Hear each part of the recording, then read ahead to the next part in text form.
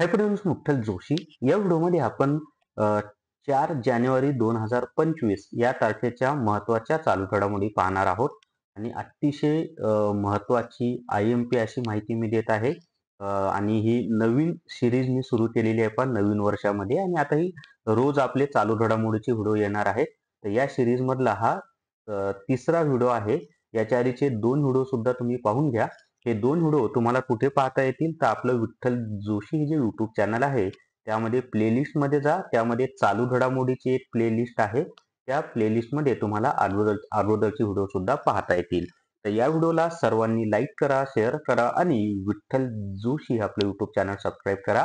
तसंच जर तुम्हाला चालू घडामोडीचं ई-बुक विकत घ्यायचं असेल तर प्ले स्टोअरवरून विठ्ठल जोशी ॲप डाउनलोड करा आणि चालू घडामोडी ई-बुक विकत घ्या. यामध्ये 2024 मधील महत्त्वाचे पुरस्कार, महत्त्वाच्या क्रीडाविषयक माहिती, निर्देशांक, मंत्रिमंडळ, लष्करी सराव ज्यावर हमखास प्रश्न विचारले जातात, अशी 2024 ची माहिती दिली. प्लस 1 जानेवारी 2025 ते 31 मार्च 2025 पर्यंतच्या या 3 महिन्यातील महत्त्वाच्या चालू घडामोडींची माहिती सुद्धा तुम्हाला यामध्ये मिळणार आहे. चला तर मग आता आपण पहिला प्रश्न पाहूयात. तर पहिला प्रश्न आहे पहा, नो युअर आर्मी, त्यालाच इंग्लिशमध्ये नो युअर आर्मी, हे प्रदर्शन पुढीलपैकी कोणत्या शहरात भरवण्यात आले आहे? आता हे जे नो युअर आर्मी हे जे प्रदर्शन आहे ना, हे पुणे या शहरामध्ये भरवण्यात आलेलं आहे. आता पुणे ही जी आहे ना, ही महाराष्ट्राची सांस्कृतिक राजधानी आहे. तसंच पुणे हे महाराष्ट्रातील शिक्षणाचं माहेरघर आहे. आता हे जे नो युअर आर्मी म्हणजे तुमच्या सैन्याविषयी, लष्कराविषयी माहिती असणं आवश्यक आहे, असं त्याचा मराठीत अर्थ होऊ शकतो. तर त्याची विशेष माहिती आहे पहा. या प्रदर्शनाचे उद्घाटन महाराष्ट्राचे मुख्यमंत्री देवेंद्र फडणवीस यांच्या हस्ते झाले. बऱ्याच परीक्षांना विचारतात की एखाद्या प्रदर्शनाचं उद्घाटन कोणी केलं वगैरे, तर हे माहिती असलं पाहिजे. आर्मी डेच्या निमित्ताने या प्रदर्शनाचे आयोजन करण्यात आले. पुण्यातील रेस कोर्स येथे या प्रदर्शनाचे आयोजन करण्यात आले आहे. हे प्रदर्शन 3 जानेवारी ते 5 जानेवारी 2025 या दरम्यान झाले. आता म्हणजे चालूच आहे अजून. त्याच्यानंतर या प्रदर्शनात सशस्त्र दलांचे सामर्थ्य, तांत्रिक प्रगती आणि स्वदेशी क्षमता पाहायला मिळाली. आता या ठिकाणी पहा, दुसरा प्रश्न आहे, मेजर ध्यानचंद खेळरत्न पुरस्कार 2024 किती खेळाडूंना जाहीर झाला आहे? आता तुम्ही म्हणणार हे तर 2025च्या चालू घडामोडीत, मग 2024चं का विचारलं? तर हे जे राष्ट्रीय क्रीडा पुरस्कार आहेत ना, त्यामध्ये मेजर ध्यानचंद खेळरत्न पुरस्कार आधी हा पुरस्कार न राजीव गांधी खेळरत्न पुरस्कार या नावाने ओळखला जात असे. पण आता त्याचं नामांतर करून तो मेजर ध्यानचंद खेळरत्न पुरस्कार करण्यात आलेला आहे. त्यानंतर अर्जुन पुरस्कार, द्रोणाचार्य पुरस्कार हे राष्ट्रीय क्रीडा पुरस्कार आहेत. आता हे न 1 वर्ष उशिरा दिले जातात. म्हणजे 2024 चे पुरस्कार हे जानेवारी 2025 मध्ये दिले जातात. आता 2025 चे पुरस्कार हे जानेवारी 2026 मध्ये दिले जातील. म्हणजे लक्षात आलंय ना, हे पुरस्कार आहेत 2024 चे, पण दिले कधी? जानेवारी 2025 मध्ये. तर मेजर ध्यानचंद खेळरत्न पुरस्कार 2024 हा एकूण 4 खेळाडूंना मिळालेला आहे. आता ते 4 खेळाडू कोणते आहेत त्यांची आपण माहिती पाहूयात. कारण ती नावं पण तुम्हाला माहिती असणं आवश्यक आहे. या ठिकाणी पहा, पुढील 4 खेळाडूंना मेजर ध्यानचंद खेळरत्न पुरस्कार 2024 मिळाला आहे. त्यामध्ये मनू भाकर. आता ही जी मनू भाकर आहे ना, कोणत्या खेळाशी संबंधित आहे?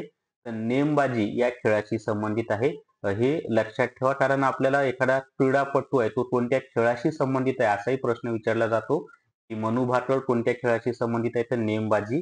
त्यानंतरचा आहे हरमनप्रीत सिंग, हा हॉकी खेळाशी संबंधित आहे. तो हॉकी संघाचा कर्णधार आहे. त्यानंतर डी गुकेश हा बुद्धिबळाशी संबंधित आहे. जागतिक बुद्धिबळ स्पर्धा 2024 डी गुकेश यांनी जिंकलेली आहे. फक्त 18 वर्षाचा आहे हा ग्रँड मास्टर डी गुकेश. आणि प्रवीण कुमार हा पॅरा ॲथलेटिक्स आहे. तर हे 4 जणांना म्हणजे मेजर ध्यानचंद खेळरत्न पुरस्कार 2024 मिळालेला आहे. तर पुढे पहा, विशेष माहिती अजून. 2024 चा अर्जुन पुरस्कार 32 खेळाडूंना जाहीर झाला आहे. 2024 चा द्रोणाचार्य पुरस्कार 2 जणांना जाहीर झालेला आहे. आता इथे एक लक्षात ठेवा, पुढे मी तुम्हाला याची माहिती देतो. ऍक्च्युली ते एकूण 5 जणांना मिळालेलं आहे. त्याच्यामध्ये 2 नियमित आहेत. ती सर्व माहिती मी तुम्हाला देतो, कारण पुढे प्रश्नच आहे. त्याच्यानंतर 17 जानेवारी 2025 रोजी राष्ट्रपती भवनात हे पुरस्कार प्रदान करण्यात येतील. आता दरवर्षी हे जे राष्ट्रीय क्रीडा पुरस्कार आहेत ना, हे राष्ट्रपतींमार्फतच दिले जातात. तिसरा प्रश्न आहे, जागतिक कुटुंब दिवस कधी साजरा करतात? तर जागतिक कुटुंब दिवस आहे ना, हा दरवर्षी 1 जानेवारी या तारखेला साजरा होतो. आता जानेवारी महिन्यातील दिनविशेष, तर जानेवारी महिन्यामध्ये पहा 1 जानेवारीला 2 दिवस असतात. एक आहे दिवस, स्थापना दिवस आणि दुसरा आहे जागतिक कुटुंब दिवस. 2 जानेवारीला महाराष्ट्र पोलीस दल स्थापना दिवस असतो. 4 जानेवारीला जागतिक ब्रेल दिवस असतो. 5 जानेवारीला राष्ट्रीय पक्षी दिन असतो. 9 जानेवारीला प्रवासी भारतीय दिवस असतो. त्यानंतर 10 जानेवारीला जागतिक हिंदी दिवस असतो. त्यानंतरचं पहा आता 11 जानेवारीला राष्ट्रीय मानवी तस्करी जागृती दिवस असतो. 12 जानेवारीला राष्ट्रीय युवा दिन असतो. 15 जानेवारीला भारतीय सैन्य दिन साजरा करतात. 24 जानेवारीला राष्ट्रीय बालिका दिन साजरा केला जातो. त्यानंतर 25 जानेवारीला राष्ट्रीय मतदार दिवस आणि राष्ट्रीय पर्यटन दिवस साजरा होतो. 26 जानेवारीला आंतरराष्ट्रीय सीमाशुल्क दिवस तसंच प्रजासत्ताक दिन साजरा केला जातो आणि 12 ते 17 जानेवारी दरम्यान रस्ता सुरक्षा सप्ताह साजरा केला जातो. आता चौथा प्रश्न आहे पहा, भारतातील व्याघ्र प्रकल्प क्षेत्रात क्षमतेपेक्षा जास्त झालेल्या वाघांचे पुनर्वसन कोणत्या व्याघ्र प्रकल्पात करण्यात येणार आहे?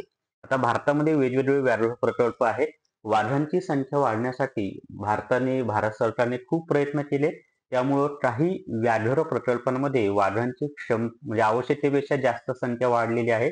मग हे जे जास्त क्षमतेचे वाघ आहेत किंवा वाढलेली संख्या आहे, त्यांचं पुनर्वसन ज्या व्याघ्र प्रकल्पामध्ये कमी वाघांची संख्या आहे तिथं केलं जातं. तर असा जो प्रकल्प आहे तो आहे सह्याद्री व्याघ्र प्रकल्प, ज्याला चांदोली व्याघ्र प्रकल्प पण म्हणतात. ऍक्च्युली चांदोली राष्ट्रीय उद्यान आहे. त्या चांदोली राष्ट्रीय उद्यानामध्ये सह्याद्री व्याघ्र प्रकल्प आहे.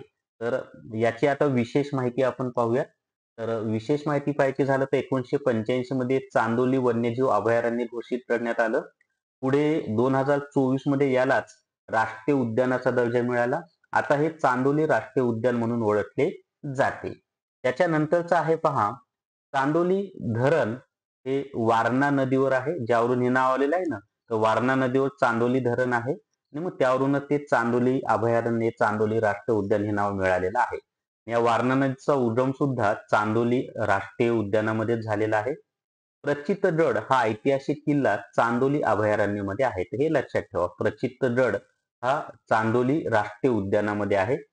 चांदोली राष्ट्रीय उद्यान हे महाराष्ट्राच्या पश्चिम भागात सांगली, कोल्हापूर, सातारा व रत्नागिरी जिल्ह्यात आहे. म्हणजे 4 जिल्ह्यामध्ये याचा विस्तार आहे. पण प्रामुख्याने सांगली जिल्ह्यातील शिराळा तालुक्यामध्ये याचा जास्त भाग येतो. त्याच्यानंतरची माहिती पाहूयात आपण आता. चांदोली राष्ट्रीय उद्यानात कोयना वन्यजीव अभयारण्य, रत्नागिरी वन्यजीव अभयारण्य आणि सह्याद्री व्याघ्र प्रकल्प आहेत. चांदोली राष्ट्रीय उद्यानामध्येच वारणा नदीचा उगम झालेला आहे. चांदोली अभयारण्यातील झोळंबी येथील स्थानांतरण केंद्रात चितळ आणून प्रजनन करून संख्या वाढवण्याचा प्रयत्न चालू आहे. हे नाव लक्षात ठेवा. हे जे झोळंबी गाव आहे ना, हे सांगली जिल्ह्यातील शिराळा तालुक्यामध्ये, मला वाटतं पुढे मी माहिती दिली. त्याच्यानंतर चितळ हे वाघाचे मुख्य खाद्य आहे. आता वन विभागाची परीक्षा येणार आहे पहा, तर त्या ठिकाणी हे प्रश्न महत्वाचे आहे. सांगली जिल्ह्यातील शिराळा तालुक्यात झोळंबी हे ठिकाण आहे. त्याच्यानंतर अजून काही माहिती आहे. भारतीय वन्यजीव संस्था उत्तराखंड राज्यातील डेहराडून येथे आहे. आता 5वा प्रश्न आहे, 2024चा अर्जुन पुरस्कार किती खेळाडूंना मिळाला आहे? तर 2024 मध्ये जो अर्जुन पुरस्कार आहे ना, तो 32 खेळाडूंना मिळालेला आहे. आता याच्यामध्ये नियमितपणे 32 ला मिळालेला आहे आणि अर्जुन पुरस्कार जीवन गौरव किंवा आजीवन गृहीत धरला तर 34 होतील, पण ते 32च त्याचं येईल उत्तर. आता विशेष माहिती पहा, अर्जुन पुरस्काराची सुरुवात 1961 मध्ये झाली.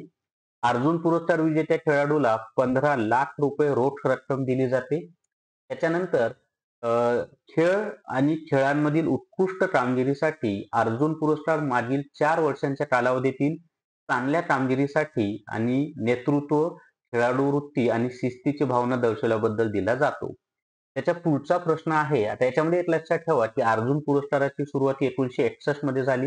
हे IMP आहे आणि अर्जुन पुरस्कार विजेत्याला किती रोख रक्कम मिळते, तर 15 लाख रुपये रोख रक्कम मिळते. तर ह्या गोष्टी IMP आहेत. त्याच्यानंतर 2024चा अर्जुन आजीवन म्हणजे जीवनगौरव पुरस्कार किती खेळाडूंना मिळालेला आहे? तर हा 2 खेळाडूंना मिळालेला आहे. हे त्याचं उत्तर आहे 2. आता ते कोणते 2 खेळाडू आहेत त्यांची आपण यादीच पाहूयात. याची विशेष माहिती द्यायची झाली तर सुचा सिंग ॲथलेटिक्स आहेत त्या आणि मुरलीकांत पेटकर हे आपले मुरलीकांत राजाराम पेटकर असं संपूर्ण नाव आहे, आपल्या महाराष्ट्राचे आहेत.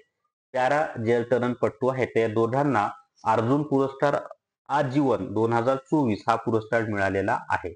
आता त्याच्या पुढे पहा, म्हणजे मी जे म्हणलं ना अर्जुन पुरस्कार किती जणांना मिळाले, तर 32 जणांना. पण आजीवन त्यामध्ये ऍड केले तर मग ते 34 होतात, पण ते ऍक्च्युली 32चाच परीक्षेमध्ये तुम्ही उत्तर द्या. त्याच्या पुढचा आहे पहा 7वा प्रश्न. राष्ट्रीय क्रीडा पुरस्कार 2024 मध्ये महाराष्ट्रातील किती जणांचा समावेश आहे? तर या ठिकाणी एक टाइप मिस्टेक झाली आहे. तर राष्ट्रीय क्रीडा पुरस्कार 2024 मध्ये महाराष्ट्रातील किती जणांचा समावेश आहे? तर याचं उत्तर आहे 4 जणांचं, की राष्ट्रीय क्रीडा पुरस्कार 2024 मध्ये महाराष्ट्रातील किती जणांचा समावेश आहे? तर 4 जणांचा समावेश आहे. आता ते 4 जण कोण कोण आहेत त्याची आपण आता माहिती पाहणार आहोत. जे 4 जण आहेत ना त्यांची माहिती आपण आता पाहूयात. तर ते पहा कोण कोण आहेत महाराष्ट्रातील. तर त्याच्यामध्ये पहा स्वप्नील कुसळे हे नेमबाजीशी संबंधित आहेत आणि अर्जुन पुरस्कार 2024 मिळालेला आहे. सचिन खिलारी पॅरा गोळाफेक ॲथलेटिक्स अर्जुन पुरस्कार 2024 मिळाला आहे. मुरलीकांत राजाराम पेटकर पॅरा जलतरणपटू अर्जुन पुरस्कार जीवन गौरव किंवा अर्जुन पुरस्कार आजीवन. त्याच्यानंतर दीपाली देशपांडे नेमबाजी प्रशिक्षक आहेत आणि यांना द्रोणाचार्य पुरस्कार मिळालेला आहे. आता याच्यामध्ये एक लक्षात ठेवा, ह्या जे दीपाली देशपांडे आहेत ना त्या स्वप्नील कुसळे याच्या प्रशिक्षक आहेत. मे बी परीक्षेमध्ये तुम्हाला विचारलं जाऊ शकेल की दीपाली देशपांडे ह्या कोणाच्या प्रशिक्षक आहेत? तर स्वप्नील कुसळे यांच्या त्या प्रशिक्षक आहेत. त्याच्या पुढचा प्रश्न आहे, उत्कृष्ट प्रशिक्षकांसाठी द्रोणाचार्य पुरस्कार नियमित श्रेणी 2024 किती जणांना मिळालेला आहे? तर आता या ठिकाणी उत्कृष्ट प्रशिक्षकांसाठी द्रोणाचार्य पुरस्कार नियमित श्रेणी 2024 हा एकूण 3 जणांना मिळालेला आहे. आता ते कोण कोण आहेत 3 जण ते पहा. तर त्याची विशेष माहिती अशी आहे की सुभाष राणा पॅरा नेमबाज आहेत ते त्यांना मिळालेलं आहे. दीपाली देशपांडे नेमबाजीचे आहेत आणि संदीप सागवान हॉकीशी संबंधित आहेत. आता हॉकीला आपल्या ऑलिम्पिकमध्ये ब्रॉन्झ मेडल मिळालं पहा. त्याच्या पुढे पहा, आता द्रोणाचार्य पुरस्कार फक्त प्रशिक्षकांना दिला जातो हे लक्षात ठेवा. तर खेळरत्न पुरस्कार आणि अर्जुन पुरस्कार हे खेळाडूंना दिले जातात आणि द्रोणाचार्य पुरस्कार हे प्रशिक्षकांना दिला जातो. द्रोणाचार्य पुरस्काराची सुरुवात 1985 मध्ये झाली. द्रोणाचार्य पुरस्कार प्राप्त प्रशिक्षकाला 10 लाख रुपये रोख रक्कम मिळते. आता त्याच्यानंतरचा आहे, उत्कृष्ट प्रशिक्षकांसाठी द्रोणाचार्य पुरस्कार आजीवन श्रेणी 2024 किती जणांना मिळाला आहे? तर याचं जे उत्तर आहे ना ते आहे 2 जणांना. मग आता तुमच्या लक्षात आलंय का? जे नियमित द्रोणाचार्य पुरस्कार आहे तो 3 जणांना मिळालेला आहे आणि उत्कृष्ट प्रशिक्षकासाठी द्रोणाचार्य पुरस्कार आजीवन श्रेणी म्हणजे जीवन गौरव 2 जणांना, असं एकूण 5 जणांना द्रोणाचार्य पुरस्कार मिळालेला आहे. नियमित श्रेणी 3 आणि आजीवन श्रेणी 2.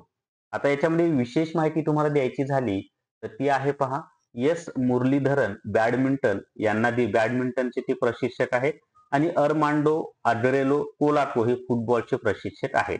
आता त्याच्या पुढचा प्रश्न आहे, राष्ट्रीय खेळ प्रोत्साहन पुरस्कार 2024 पुढीलपैकी कोणाला मिळाला आहे? तर राष्ट्रीय खेळ प्रोत्साहन पुरस्कार 2024 हा physical education foundation of India यांना मिळालेला आहे. आता राष्ट्रीय खेळ प्रोत्साहन पुरस्काराची सुरुवात 2009 मध्ये झाली. राष्ट्रीय खेळ प्रोत्साहन पुरस्कार खेळाच्या विकासासाठी काम करणाऱ्या संस्थांना दिला जातो. म्हणजे हा खेळाडू किंवा प्रशिक्षक यांना दिला जात नाही, तर ज्या संस्था काम करतात त्यांना दिला जातो आणि हा पुरस्कार प्राप्त संस्थेला एक ट्रॉफी दिली जाते.